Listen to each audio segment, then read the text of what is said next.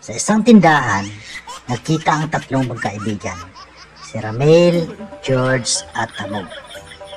Ramil: "Kamusta mga pre?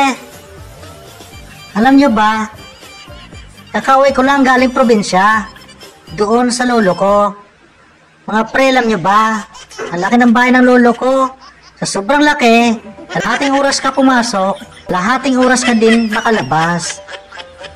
Amog: "Oh, ganun kalaki ang bahay ng lolo mo, pre?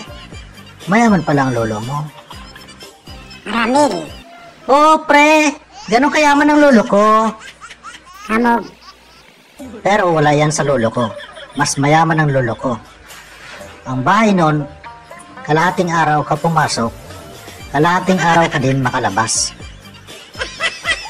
Ramil: "Ganun kalaki bahay ng lolo mo? Di lolo mo na mayaman." Si George nakikinig lang ng biglang sumabat.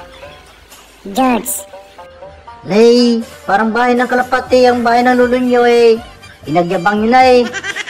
Ang bahay ng lolo ko eh, pag pumasok ka doon eh, taon kang pumasok, taon ka din makalabas." Ramil: Yan ang kalokohan. Amog: Walang ganon, pre. George: Lay, katunayan niya eh, hanggang ngayon eh, nandun pa rin ang lolo ko. Di pa nakalabas sa bahay niya. Amog: Oh, nandun pa din? Bakit? Saan bang bahay ng lolo mo? George: Lay, sa munti. Dun sa kulungan.